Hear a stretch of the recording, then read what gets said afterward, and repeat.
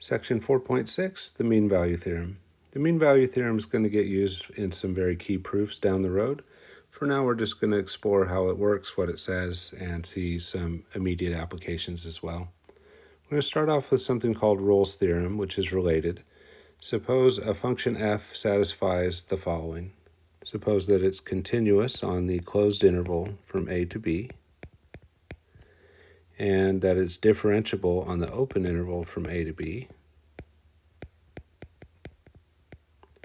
and also that the values of the endpoints are the same. So let's go ahead and look at all three of those cases in the picture, starting with the third one.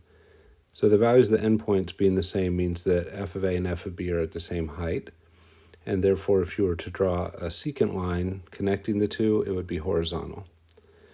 And then continuous and differentiable, so all drawn in one smooth piece. Then there's the result of Rolle's theorem says if all three of those conditions are met, then there's at least one point C somewhere in the open interval from A to B such that f prime of C equals 0. So in other words, if the secant line that connects the endpoints is horizontal, then there must be a tangent line somewhere in the middle that's also horizontal. So before we apply Rolle's theorem to an example, let's see some cases that don't satisfy Rolle's theorem. So if you look at this first graph, if you look at the heights of the two endpoints, they appear to be the same. So it seems like that secant line would be horizontal. But if you look on the graph, there's nowhere where there would be a horizontal tangent. So is that a violation of Rolle's theorem? And the answer is no, because this function is not differentiable at this point right here where there appears to be a vertical tangent. So why does it not satisfy Rolle's theorem? Because it's not differentiable.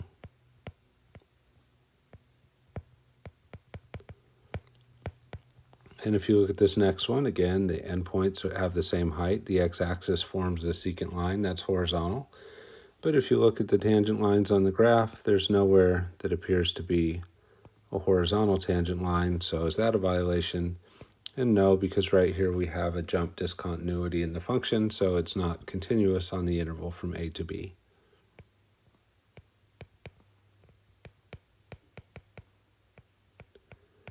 So just important to realize that if your function's not differentiable or if it's not continuous, then you no longer have this guarantee of the horizontal tangent line somewhere between the two endpoints, even if the endpoints are the same height. All right, let's look at an example that does meet the conditions and then show that it satisfies the result as well. So verify Rolle's theorem for f of x equals x cubed minus x squared minus 6x plus 2 on the closed interval from 0 to 3, and then find all points at which f prime of c is equal to 0. So the first thing we want to do is make sure it meets all the conditions of Rolle's theorem. So it needs to be continuous and differentiable on the closed interval from 0 to 3 and the open interval from 0 to 3, and then the heights of the two endpoints need to be equal. So let's start investigating that. The easiest way to check all of that at once is to start off by taking the derivative. In this case, f prime of x is equal to 3x squared minus 2x minus 6. And that is a polynomial, which means it's defined everywhere, which means it's differentiable everywhere.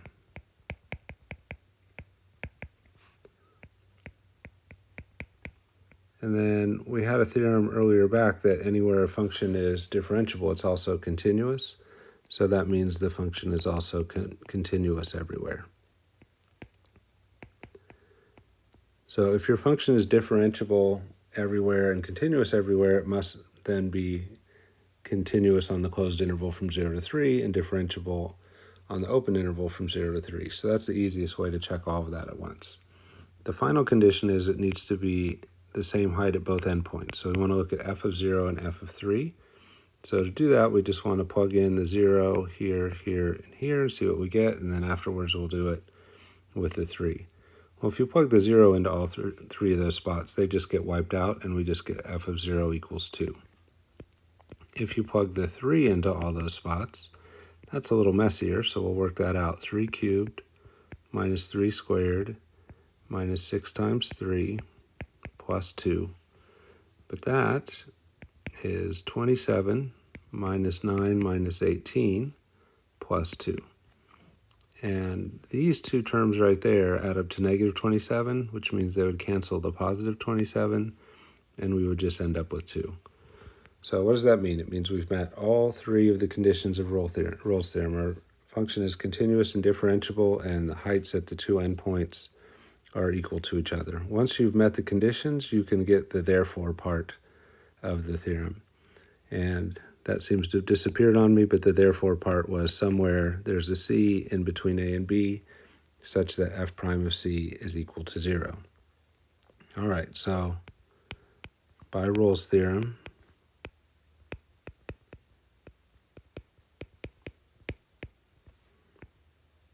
we know that there is a C somewhere in between 0 and 3 such that f prime of C is equal to 0.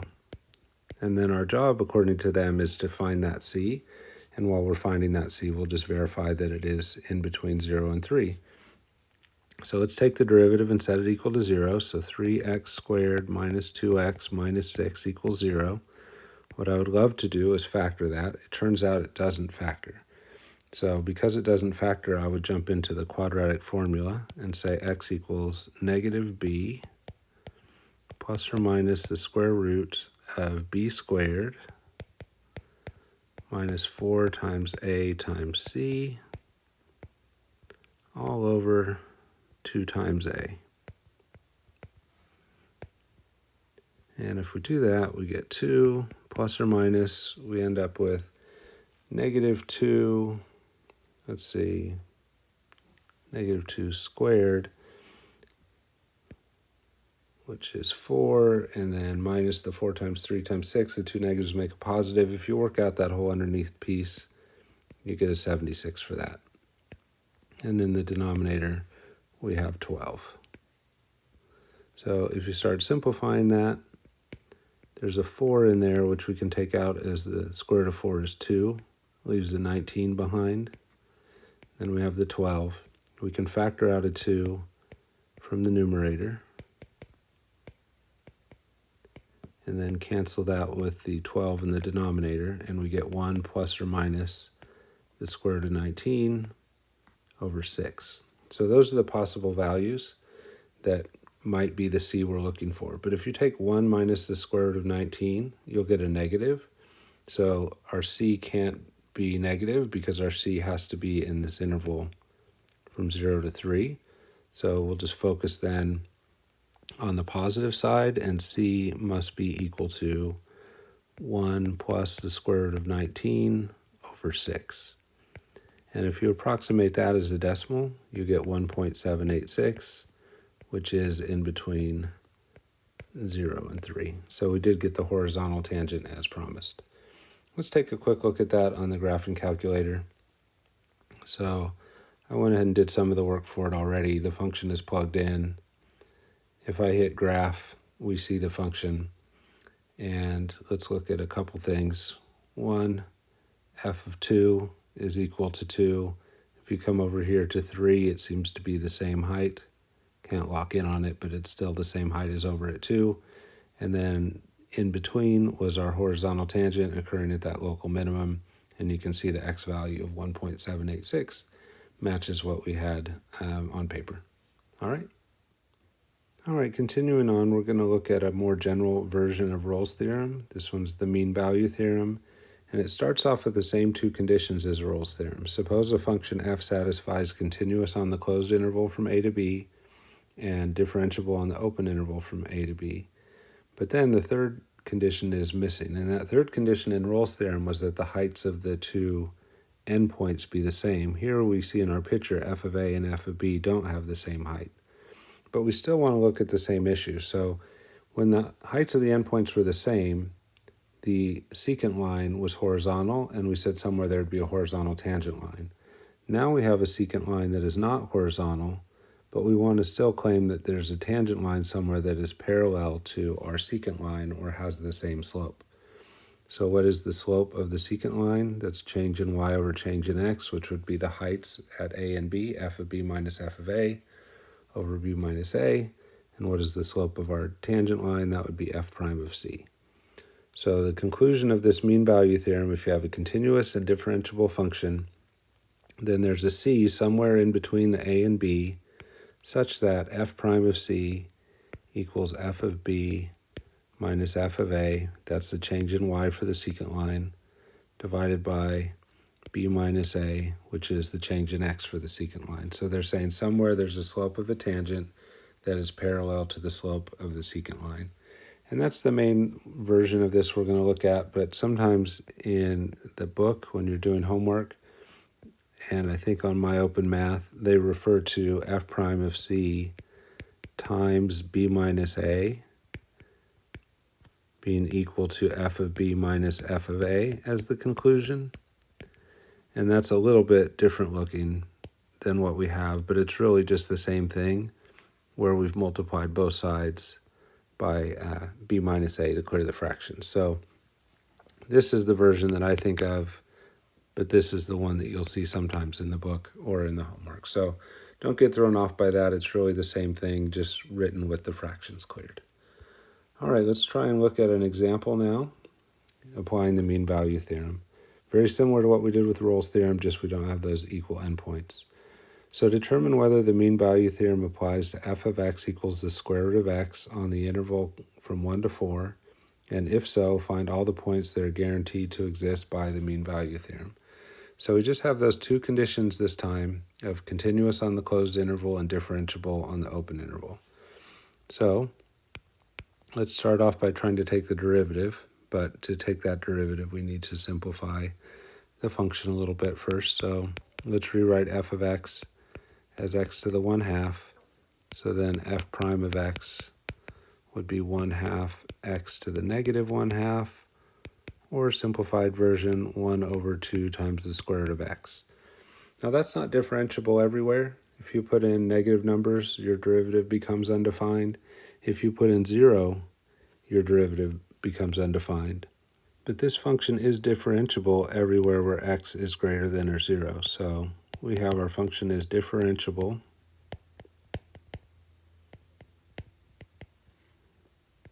on the interval from 0 to infinity. So notice that includes the open interval from 1 to 4.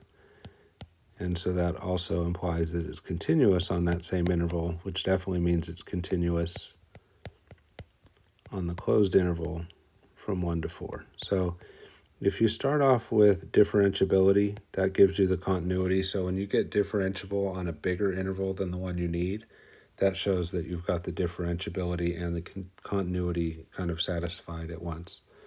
Okay, so since those two things happen, there should be a value somewhat. That means we've met the conditions of the mean value theorem. So somewhere in there should be a c such that f prime of c is equal to f of b minus f of a. So we've shown the conditions are satisfied, and now we want to find the points that are guaranteed. So that would be the values of c somewhere in between 1 and 4 that satisfy that equation. All right, so let's start looking at what that would look like. So what is f prime of c? F prime of c is 1/2 times the square root of c. And we want to set that equal to f of 4 minus f of 1 over 4 minus 1. And again, according to the mean value theorem, there's going to be a solution to that, and that solution is going to exist somewhere between 1 and 4. So let's start working on this a bit.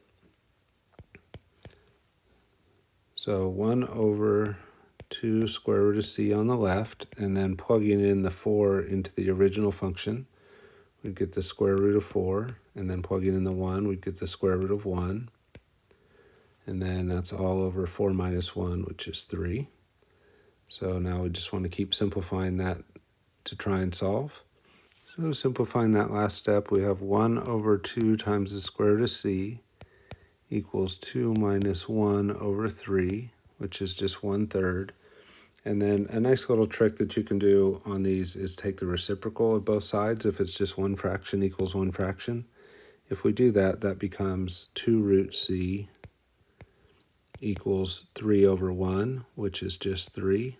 And we can divide both sides by 2, square both sides, and we get c equals 9/4. So there's our solution, and 9 over 4 is 2.25. 2.25 does live between 1 and 4. All right, so visually, what did we do? We found out the slope of the secant line, that was this piece right here, was 1/3. So that matches this straight line part of the graph was equal to 1/3. And then what the claim is if you go over to 9/4, which is 2 1/4, so where would that be? Somewhere, how many squares we got? 1, 2, 3, 4, 5, so that's awkward, but 2 1/4 is somewhere like right here. And they're saying at that spot right there, the tangent line is parallel to the secant line. So that's an example of the mean value theorem. We're showing that it's continuous and differentiable, usually by taking the derivative, showing it's defined there, and then plugging the c into f prime of x, and then plugging in the endpoints into our f of b minus f of a over b minus a, solving and only looking for solutions that fall in the interval from a to b, in this case from 1 to 4. All right, let's look at one more example of that. Determine whether the mean value theorem applies to f of x equals x over x plus 2 on the interval from -1 to 2, and if so, find all points that are guaranteed to exist by the mean value theorem. All right, so they have the two endpoints kind of highlighted for us here and here. And is our function continuous and differentiable? In a visual way, continuous and differentiable just means smooth and connected. So is the graph smooth and connected between those 2 points? Yes. So we'll verify that it is differentiable and therefore continuous, but you can kind of see that. And then here's our secant line, and we'd be looking for a spot that's parallel to the secant line. So just kind of doing that by eye, maybe somewhere like right around the 0 spot, maybe creates a tangent line that's parallel to the secant line. So then we'll go ahead and do the math and see if that matches up. So again, best way for checking for continuity and differentiability is to just go ahead and find the derivative. So we'll start off by doing f prime of x. This is a quotient. So we've got our numerator x, and we've got our denominator x plus 2. So taking the derivative of the numerator, the yellow part, that would be 1, times the denominator, the orange part left alone, minus the top left alone, times the derivative of the bottom, and the derivative of that orange x plus 2 is just a 1. And then all of that over the denominator squared, so that would be x plus 2 squared. And when we simplify that, on the top we have x plus 2 minus x, so the x's are going to cancel. And we're just going to get 2 over x plus 2 squared. So our easiest path to satisfying the mean value theorem conditions is if the function is differentiable everywhere. This function is not differentiable at -2, but that's okay because -2 doesn't interfere with our interval from -1 to 2. So it is differentiable everywhere on that interval, which means it is continuous everywhere on that interval. So the function is differentiable as long as x does not equal -2, and that implies that it is differentiable on the open interval from -1 to 2, and that it's continuous on the closed interval from -1 to 2. And when we meet those two things, we know that the mean value theorem applies. All right, so if the mean value theorem applies, that means there needs to be a c somewhere in between -1 and 2, such that f prime of c is equal to f of b minus f of a over b minus a. It's a little messy on this one, so I'm going to start off with just simplifying the f of b minus f of a over b minus a. Once we get that simplified, we'll set it equal to f prime of c and solve. So again, we'll just work on this piece for a little bit. F of b minus f of a over b minus a. So f of b is plugging 2 into the original function. The original function is x over x plus 2. So that'd be 2 over 2 plus 2. Minus, plug the -1 in there, so we get -1 over -1 plus 2. And all of that would be over b minus a, which is 2 minus a minus 1. So now just simplifying that first fraction is 2 over 4, so that's 1/2. On the other side, we get a -1 on top, and -1 plus 2 is a minus or a +1 on the bottom. The two negatives make a plus, and then I'll also get a common denominator there so I can add those together. Two negatives on the bottom make a plus, so we get a 3. So if we multiply that out, again, the two negative signs are going to make a plus sign right here. So we end up with 1/2 plus 2/2, so that would be equal to 3/2 all over 3.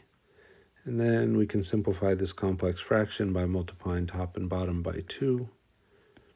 That'll get rid of that, and then we end up with 3 over 6, which is just 1/2. So that's the slope of the secant line is 1/2, so we want to show that the slope of the tangent line is equal to that somewhere. So what does f prime of c look like?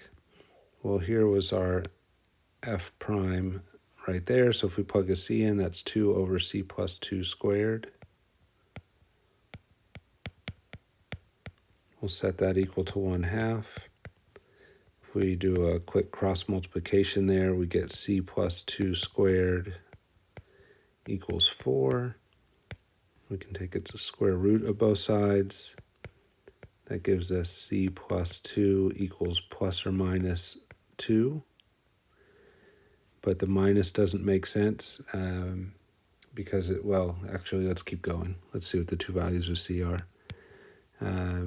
Move the c over, so c equals -2 plus or minus 2. That gives us -2 plus 2, which is 0, -2 minus 2, which is -4. But the -4 doesn't make sense for us because it's not in our interval from -1 to 2, so the only c that makes sense is c equals 0. So the fun part about that answer, and that is our answer for find the value of c that satisfies the mean value theorem, the fun part about that is that was our guess before, right? When we looked at where would we have a tangent line that was parallel, we came up with that 0 for that x value right there. So always nice to see what you think of intuitively in your head matching up with what happens with the algebra later. All right, one quick one to finish this off. Determine whether the mean value theorem applies to that same function on -3 to 2, and if so, find all the points that are guaranteed to exist by the mean value theorem. It's kind of hard to imagine we're going to fit all that work into this space, but it turns out this is very fast because the original function is not continuous at x equals -2 because it has a 0 denominator, which implies it's not continuous on the interval from -3 to 2, which implies the mean value theorem does not apply. That's the quick version. When they ask us to check if the mean value theorem applies and it just doesn't, then we don't have to go on and do the other part. All right, let's take a look at an application of the mean value theorem. A state patrol officer saw a car driving 60 miles per hour on the freeway with a speed limit of 60 miles per hour, so that seems fine for the driver. She radioed ahead to a patrol officer 30 miles along the highway, so further up the road, and when the car reached the second officer 26 minutes later, it was still going 60 miles an hour, so as far as the second officer is concerned, looks like the car's doing the speed limit. And the second patrol officer then pulled the car over and gave them a speeding ticket, and the speed limit is 60 miles an hour. So how did the officer know the driver was speeding? The first driver saw them doing the speed limit, so did the second one. So how could they know for sure they were speeding? And it really comes down to the mean value theorem. So if you want to look at the average speed for the driver, the average speed comes from taking their distance and dividing that by the time they were driving. And we know it was 30 miles further up the road that the second officer saw them again. And then we know it was 26 minutes later. So that's 30 miles divided by 26 minutes. And we don't do speed in miles per minute, so we're going to want to convert that to miles per hour, but this will end up giving us an average speed. So let's take that 26 minutes and convert it. So 26 minutes over 1, and then we want to get minutes to cancel and hours to replace it. So we would put 60 minutes and 1 hour like that. And if you reduce that, that ends up being 13 over 30. And now the minutes have canceled, so this would be in hours. So we can say that their average speed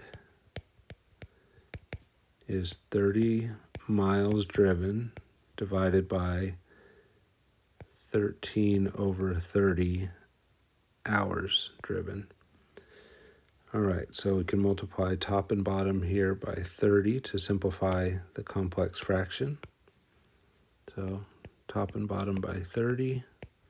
These 30s right here would cancel.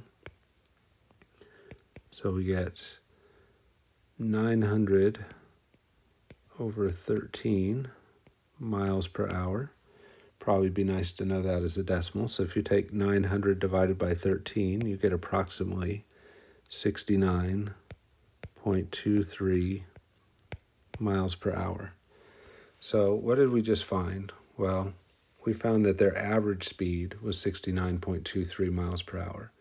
And if you go back to where we were looking at rates of change in previous sections, when you do the slope of a secant line, you're doing an average rate of change. So this is like the slope of the secant line. So now when somebody drives, does their distance vary smoothly and continuously? Generally. So if we take for granted that their movement is smooth and continuous, then the mean value theorem would apply. And if their average rate of speed is 69.23, then somewhere over that time interval from 0 to 26 minutes later, they must have been doing exactly 69.23 miles an hour. So they must have had an f prime of c that was equal to 69.23 miles per hour, which would be the slope of the tangent line, but it would also be their instantaneous velocity.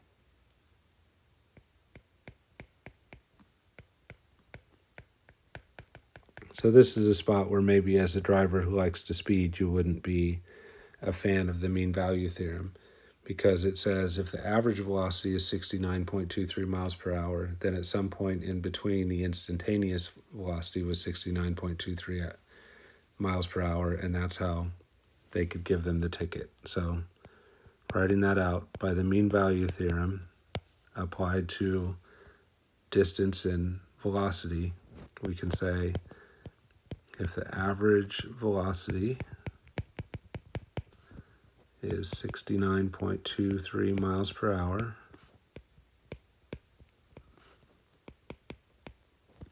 then at some point in between,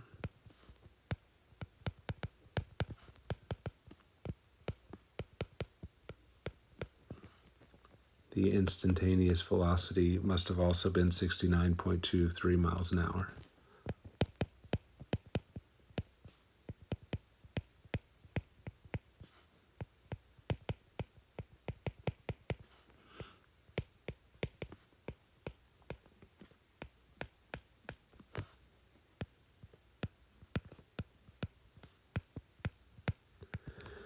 By the way, this may seem a little far-fetched to you, that the police officers would be doing the calculus of the mean value theorem, but they actually do give tickets this way. If you've ever seen a sign anywhere on a freeway that said this area patrolled by aircraft, what they'll do is they'll notice a car that looks like maybe they're going fast, and they'll spot them going under a bridge. They'll start a stopwatch, see how long it takes them to get to the next bridge, and they know how far apart those two bridges are.